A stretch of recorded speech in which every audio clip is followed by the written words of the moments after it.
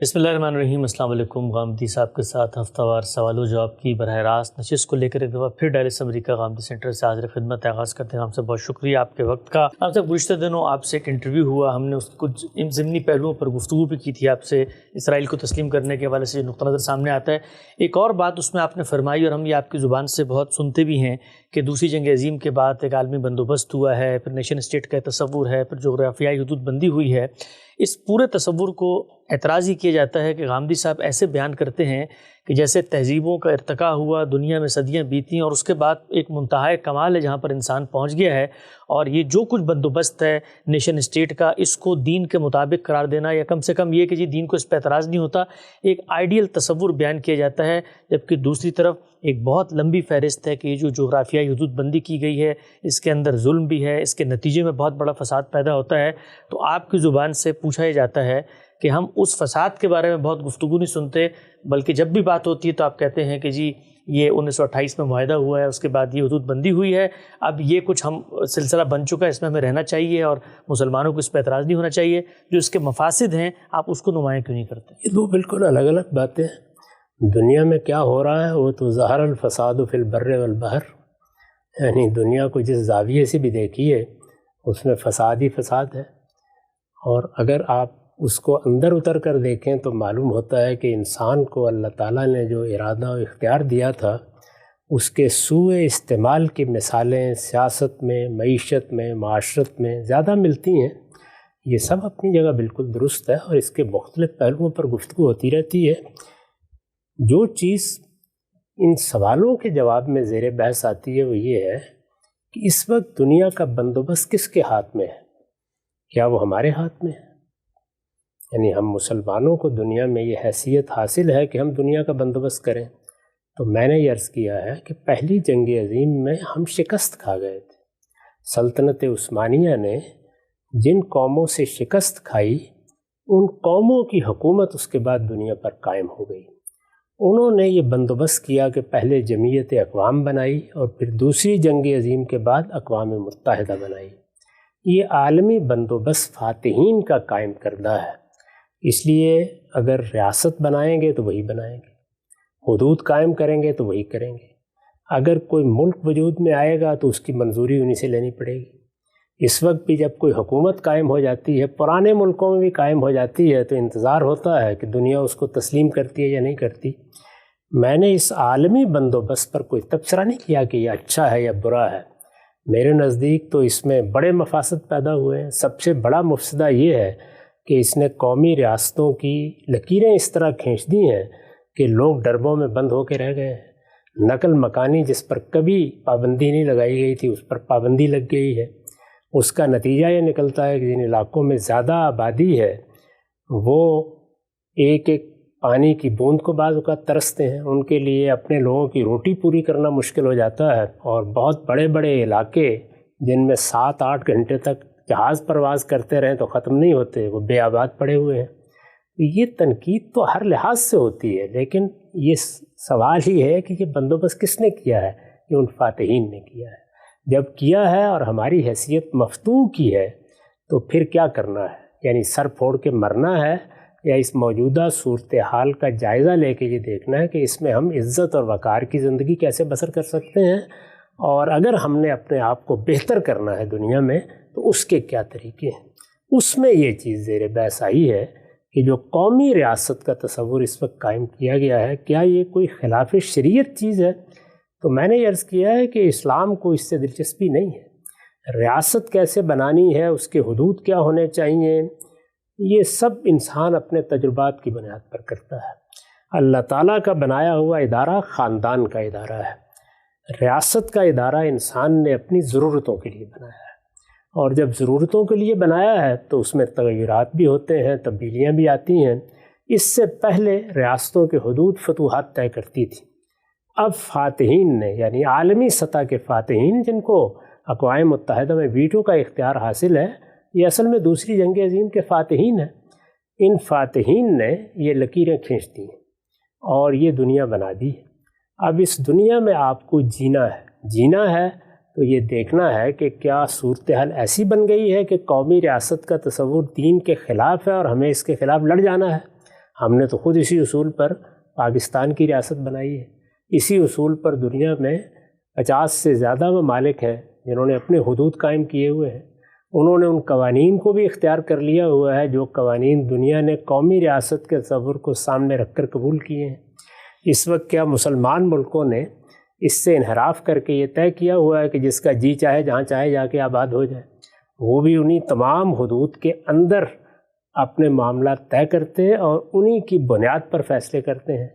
یہ سب کچھ جو کچھ بھی ہے اپنے مفاسد رکھتا ہے، وہ ایک الگ بحث ہے، لیکن قومی ریاست اپنے ذات میں کیا کوئی قابل اعتراض چیز ہے؟ جواب یہ ہے کہ نہیں ہے۔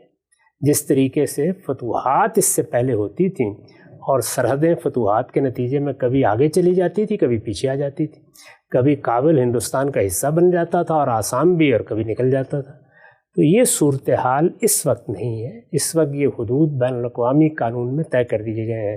ان میں بھی تغیر و تبدل ہوں گے اور ہوئے ہیں، اس کے بعد بھی ہوئے ہیں، لیکن وہ اب اس قانون کے تحت ہی ہوتے ہیں، ان اداروں کے اذن سے ہوتے ہیں، وہ ان کو تسلیم کرتے ہیں تو ہوتے ہیں۔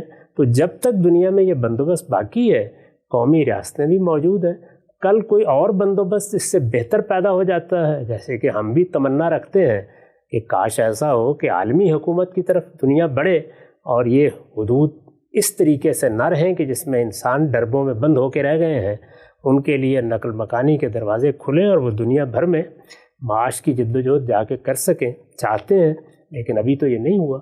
جب تک نہیں ہوا، مفاسد کے خلاف جد و جہد بھی کی جائے گی، اس پر استدلال بھی کیا جائے گا، لیکن کیا قومی ریاست کوئی کفر ہے جس کے خلاف لڑنا ہے؟ میں نے یہ بتایا کہ ایسی کوئی بات نہیں۔ قومی ریاست بھی ایک بندوبست ہے جو دور حاضر میں کیا گیا ہے، اسلام کو اس پر کوئی اعتراض نہیں ہے۔ اس میں جو مفاسد ہیں ان پر ضرور اعتراض ہوگا، اور وہ کون سا انسانی کام ہے جس میں مفاسد نہیں ہوتے، ان پر گفتگو بھی ہوگی، لیکن ایک تصور کے طور پر اگر قومی ریاستیں بنائی گئی ہیں تو یہ ایسا ہی ہے کہ جیسے اگر کوئی عالمی ریاست بھی بنے گی تو آپ اس کے اجزاء کو بھی اختیارات دیں گے، اس کے بھی کچھ حدود طے کریں گے۔ اس وقت سب سے بڑی جو متحدہ ریاست ہے وہ ریاست متحدہ امریکہ ہے، اور ہم یہ دیکھتے ہیں کہ اس میں بھی اتنی تعداد میں ریاستیں ہیں جن کے حدود بھی طے ہیں، اور وہ بھی اسی طریقے سے ایک ریاست کے طور پر اپنے قوانین بناتی ہیں۔ یہ بھی ایک بندوبست ہے۔ اس طرح کے بندوبست انسان اپنی ضرورتوں کے تحت کرتے ہیں، ان میں صرف یہ دیکھنا ہوتا ہے کہ کیا کوئی چیز شریعت کے بالکل خلاف ہے۔ اگر خلاف ہے تو پھر ظاہر ہے کہ لڑنا ہوگا، لیکن قومی ریاست میں ایسی کوئی چیز نہیں ہے۔ یہ بھی اسی طرح کا بندوبست ہے جیسے اس سے پہلے فتوحات کے تحت ہوا تھا، اس کو بھی ایک درجے میں قبول کیا جاتا تھا، درحالے کہ خود فتوحات کے لیے کوئی اخلاقی جواز پیدا نہیں کیا جا سکتا۔ تو یہ بھی ایک چیز ہے جو وجود میں آ گئی ہے، اس کو بھی ایسے ہی قبول کیا جائے گا۔ دنیا میں بہتری کیا ہونی چاہیے؟ وہ دنیا میں ہر شخص کو جدوجہد کرنی ہے، ہمیں بھی کرنی چاہیے۔ ہم سے نقطہ آپ نے واضح کیا، یہ جو آپ بات فرماتے ہیں ہم سب کے وہ فاتح ہیں، ہم مفتوح ہیں، اب سر کہاں جا کے پھوڑیں، انہوں نے تو قبضہ کر لیا، ان کے ہاتھ میں طاقت ہے، عالمی نظم میں 5 بڑی طاقتیں ہیں۔ ایک اعتراض اس میں یہ پیش کیا جاتا ہے کہ یہ پورا کا پورا جو تصور ہے یہ افغانستان کے معاملے میں آ کے فیل ہو جاتا ہے کہ وہاں پر تو کچھ جفاکش لوگوں نے آگے بڑھ کے فیصلہ کیا کہ ہم ان عالمی طاقتوں سے لڑیں گے، اور ان عالمی طاقتوں کے 41 ملکوں کے اتحاد کو انہوں نے جس کو کہتے ہیں دم دبا کے بھاگنے پہ مجبور کر دیا، اور اس نیشن اسٹیٹ کے دور میں ایک نئی ریاست کی بنیاد رکھ کے دکھا دی۔ نئی ریاست کی بنیاد نہیں رکھی، وہ قومی ریاست جو بنائی جا چکی ہے اس میں حکومت تبدیل کی۔ نئی ریاستیں تو ذرا بنا کے دکھائیں، یعنی پاکستان کے کچھ علاقے ہیں جن پر ان کا دعویٰ رہا ہے، انہی کو ذرا شامل کر کے دیکھ لیں، نتیجہ کیا نکلے گا۔ تو کوئی نئی ریاست نہیں بنی، جو ریاستیں بن چکی ہیں ان کے بارے میں خود بین الاقوامی نظم یہی کہتا ہے کہ باہر سے کسی آ کو وہاں قبضہ نہیں کرنا چاہیے۔ کوئی آدمی، کوئی قوم، کوئی علاقہ یہ نہیں کر سکتا کہ وہ اپنے گرد و پیش کی ریاستوں کو ہضم کر لے۔ یہ اطمینان رکھیے کہ اگر وہ دنیا ہوتی جو فتوحات کی دنیا ہے تو جن لوگوں کو بھگا دیا گیا انہیں کوئی جانے کی ضرورت نہیں تھی۔ یہ اصل میں وہی تبدیلی ہے جو دنیا میں آ چکی ہے، جس کے نتیجے میں اب ریاستیں، بڑی ریاستیں، بڑے ملک، دنیا کی بڑی قوتیں اس کو پسند ہی نہیں کرتی کہ وہ کسی جگہ ڈیرے ڈال کے بیٹھیں اور وہاں کا نظم خود چلائیں۔ پوری کوشش کی جاتی ہے کہ وہاں کوئی ایسا نظم بن جائے جو ان کے مفادات کے مطابق ہو۔ اس میں کبھی ناکامی ہوتی ہے، کبھی کامیابی ہوتی ہے۔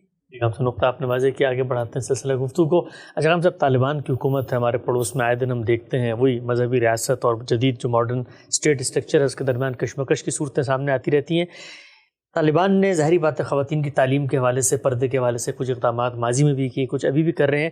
ایک استدلال یہ پیش کیا جاتا ہے کہ ہر ملک کا ایک کلچر ہوتا ہے، ایک نارم ہوتا ہے، اس کی کچھ فاؤنڈیشن، کچھ روٹس، ہیریٹیج ہوتی ہیں، اس کے مطابق اس کے پس منظر میں وہاں پر جو لوگ اقتدار پر بیٹھے ہوئے ہیں ان کے اقدامات کو دیکھنا چاہیے۔ افغانستان ایک ٹرائبل کلچر ہے، وہاں پر زیادہ تر لوگ، ظاہری بات ہے اکثریت مسلمانوں کی ہے، تو پردہ ان کا ایک شناخت ہے۔ اگر اس کلچرل ہیریٹیج شناخت کو وہ برقرار رکھوانا چاہتے ہیں تو اس پر غامدی صاحب کو کیا اعتراض ہے؟ یہی معاملہ تو فرانس میں بھی ہم دیکھتے ہیں، ان کے یہاں حجاب ان کے کلچر کے خلاف ہے تو وہ اس کو روکنا چاہتے ہیں، یہاں حجاب کلچر کے مطابق ہے تو یہ نافذ کرنا چاہتے ہیں۔ میں اس پر بھی تنقید کرتا ہوں، اس پر بھی تنقید کرتا ہوں۔ میرے نزدیک تو بنیادی اصول یہ ہے کہ کوئی کلچر کی چیز ہے، مذہب کی چیز ہے، کوئی ثقافت کا معاملہ ہے، کوئی بھی چیز ہے، وہ اگر شخصی معاملات سے متعلق ہے تو اس میں کسی ریاست کو مداخلت کا حق نہیں ہے۔ چنانچہ فرانس میں اگر خواتین کا لباس طے کیا جائے گا تو میں اس پر بھی اسی طرح تنقید کروں گا۔ ترکی میں یہ معاملہ ہوا تو اس پر بھی ہم اسی طریقے سے تنقید کرتے رہے۔ شخصی معاملات میں کسی حکومت کو، وہ امریکہ کی حکومت ہے، وہ برطانیہ کی حکومت ہے، کوئی قانون سازی کرنے کا حق نہیں ہے۔ شخصی معاملات میں ترغیب ہوتی ہے، تلقین ہوتی ہے، عرف ہوتا ہے، اس کی طرف توجہ دلائی جا سکتی ہے، اس کے لیے آپ لوگوں کا ذہن بنا سکتے ہیں، اس کو آپ تعلیم کا حصہ بنا سکتے ہیں، لیکن یہ کہ اس کو قانون کی قوت سے نافذ کیا جائے، یہ کسی درجے میں بھی گوارا نہیں کیا جا سکتا۔ ریاست قانون سازی صرف ان معاملات میں کر سکتی ہے، یا قانون کی طاقت صرف ان معاملات میں استعمال کر سکتی ہے جو ریاست کے دائرے کے ہیں، اور وہ دو ہی چیزیں ہیں۔ اس میں یا تو کسی کی حق تلفی کو روکا جائے گا یا جان مال آبرو کے خلاف زیادتی کو روکا جائے گا۔ ریاست اسی لیے وجود میں آتی ہے۔ تو میری یہ تنقید تو پوری دنیا میں جب بھی کوئی حکومت یہ کام کرے گی اس پر ہوگی۔ چنانچہ امریکی قانون میں بھی یہاں شخصی معاملات میں مداخلت کی گئی ہے، میں اس کو بالکل غلط اور ناجائز کہتا ہوں۔ ایک نقطہ واضح ہوا۔ آخری سوال آج کی نشست کا، ہم سب ہمارے ملک میں یہ سوال بہت گردش کرتا ہے، عالمی سطح پر بھی لوگوں کے شعور میں یہ زیر بحث رہتا ہے، آمدن سے زائد اثاثے اگر کسی حکمران کے ہیں تو اس پر کیا سوال کیا جا سکتا ہے؟ ہم نے کچھ چیزیں سنی آپ کی زبانی کہ جب کوئی اعتراض کرتا ہے تو دلیل اس نے پہلے پیش کرنی ہے، اعتراض اگر اس نے کیا ہے تو اس کو ثابت کرنا ہے، نہ کہ یہ جس پر الزام لگ گیا ہے وہ ثابت کرے کہ جی میرے آمدن سے زیادہ اثاثے نہیں ہیں۔ ایک مثال اس زمین میں پیش کی جاتی ہے کہ مسلمان حکمرانوں کا تو یہ معاملہ نہیں تھا، اس وقت سیدنا عمر سے انہوں نے پوچھا ہے ممبر پہ، تو انہوں نے تو آگے سے یہ نہیں کہا کہ تم ثابت کرو کہ بھئی یہ مثال کے طور پہ کرتا میرا لمبا ہے، انہوں نے تو اس کا جواب دیا ہے۔ تو اگر نظر آ رہا ہے کہ جی آپ کی آمدن 10,000 ہے اور آپ کے اثاثے بظاہر 50,000 کے ہیں، آپ اس گھر میں رہتے ہیں، ایسی گاڑی ہے، تو اس صورت میں اس بندے کو کیا ثابت کرنا ہے جو الزام لگا رہا ہے؟ ثابت تو اس کو کرنا چاہیے جس کے پاس زیادہ مال ہے۔ پہلا کام یہ ہے کہ آپ یہ بتائیں کہ اس آدمی کی آمدن کیا ہے اور اس کے اثاثے کیا ہیں، پہلے اس کو متعین تو کریں نا۔ اس طرح کی باتیں بالعموم کہہ دی جاتی ہیں اور سوچے سمجھے بغیر کہہ دی جاتی ہیں۔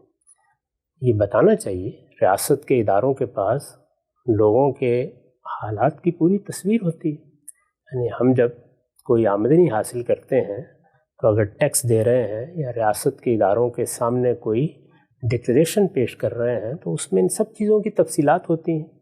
تو سوال یہ ہے کہ ریاست نے کوئی سوال اٹھایا ہے، وہ سوال جس جگہ سے اٹھنا چاہیے وہاں سے اٹھا ہے۔ کسی شخص کے بارے میں انہوں نے یہ پہلے طے کیا ہے کہ یہ اس کی آمدنی ہے اور یہ اس کے اثاثے ہیں، یہ اس کی مالیت ہے اور یہ اس کی مالیت ہے، ان کے باہمی فرق کو متعین کر کے سوال کیا گیا ہے۔ اگر سوال اس طرح سے کیا گیا ہے تو یہ سوال ہر شخص کو کرنے کا حق حاصل ہے، قانون کے مطابق وہ سوال ہوگا۔ لیکن سب سے پہلے جب معاملہ عدالت میں جائے گا تو وہاں اعتراض کرنے والے کی تقریر نہیں سنی جائے گی، اس سے پہلے یہ پوچھا جائے گا کہ آپ اپنے موقف کو ثابت کیجئے، اور وہ موقف کیا ثابت کرنا ہے کہ میں یہ جانتا ہوں کہ یہ اس شخص کی آمدنی ہے، یہ 10 روپے ہے، اور یہ اس کے اثاثے ہیں، ان کی قیمت 12 روپے ہے۔ یہ ثابت کیے بغیر اگر آپ تقریر شروع کر دیں گے تو یہ محض دھاندلی ہے اور کیا چیز۔ ہمارے ہاں عام طور پر اسی طریقے سے لیڈر بھی، رہنما بھی اور عام لوگ بھی ایک بات سنتے ہیں اور بالکل بھیڑ چال کے طریقے پر اس کو دہرانا شروع کر دیتے ہیں۔ اس طرح کی چیزوں کی کوئی گنجائش نہیں ہے، نہ دین میں، نہ اخلاق میں، نہ اچھے قانون میں۔ لیکن سیدنا عمر سے جب سوال ہوا تو انہوں نے تو آگے تو فوراً جواب دیا اس کا. جواب تو ہر شخص کو دینا چاہیے. یعنی جواب تو جب ایک سوال کیا جائے گا دیا جائے گا. اس آدمی نے اس کی دلیل دی تھی, ثابت کر دیا تھا. اس نے کہا تھا کہ ایک ایک کرتا ہم سب کے حصے آ سکتا تھا, اتنا ہی کپڑا تھا. تمہارا قد بہت لمبا ہے اور یہ کرتا اس سے بن نہیں سکتا. تو اس نے پہلے یہ بتایا تھا کہ دیا کیا گیا ہے, یعنی آمدن کیا تھی, اور یہ بتایا ہے کہ قابل اعتراض کیا چیز ہے. جو چیز قابل اعتراض تھی وہ سامنے کھڑی ہوئی. واضح ہوا ہم سے بالکل بہت خوبی سے آپ نے اس چیز کو واضح کر دیا. سلسلہ گفتگو کو انشاءاللہ دوبارہ جاری رکھیں گے. اگلے ہفتے وقت یہاں پہ ختم ہوتا ہے. اب تک آپ لوگوں کا بہت شکریہ.